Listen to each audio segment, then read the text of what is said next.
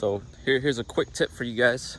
So as you're kind of screening out your the home buyers that you're deciding to work with, of course, first and foremost is do a Google search on their name, the members of their company. See what they're doing in their market.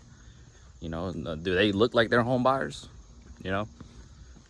Check their Facebook. You'd be surprised on how many people would post things on their social media. Go take a look. Check their LinkedIn, and then the most important one is check their Better Business Bureau. Are they registered? Or do they comply? Do they have good business ethics? Here at Sure Closing, if you check on our website, we're triple B accredited. And as you're doing your research for other companies, look for the same thing.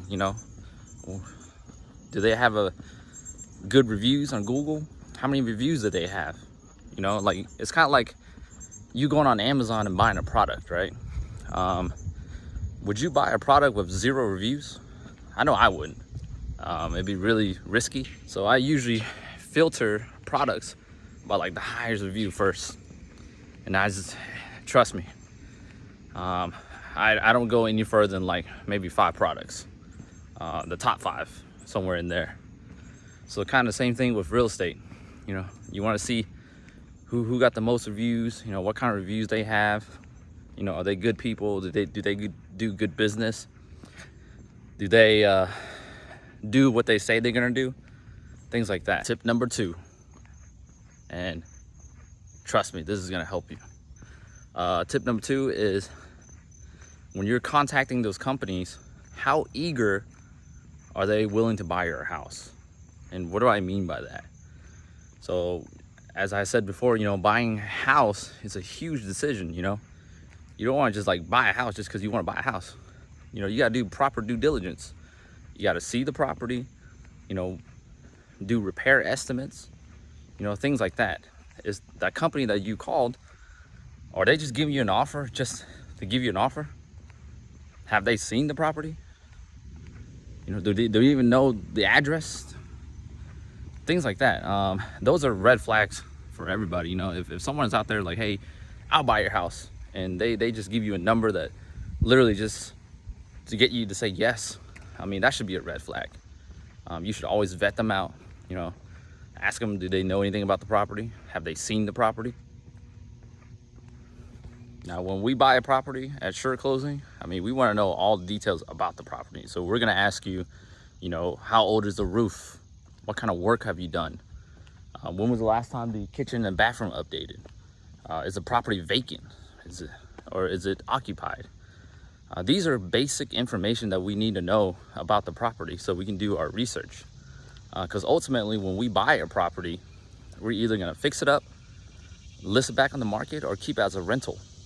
One of those two. So ask the company that you're kind of vetting out, hey, what are you planning to do with my property?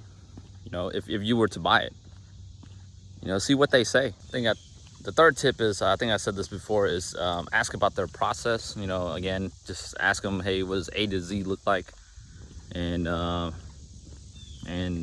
add to that is, if a company ever asks you for money for a application fee or whatever, that's a red flag. Everything that's related to selling your property in the beginning is always free for the seller.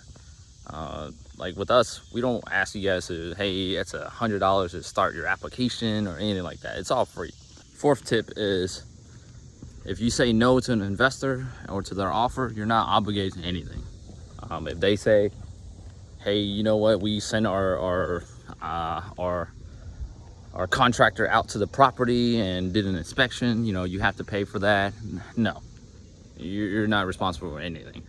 They're responsible. They're doing their due diligence because they want to buy the property. It's up to them to do whatever they need to do to make sure they're comfortable buying the property. So you're not obligated to do anything or pay anything if you say no to their offer. If you like what you heard and you're looking for a home buyer that is an expert at what they do, and they're local here in Atlanta, and they're they have an A+ rating with the triple B, or they have a+ rating with the Better Business Bureau. Then get in contact with us. If you look below, you can fill out our form. We'll get in touch with you and see how we can help you. Thanks for listening.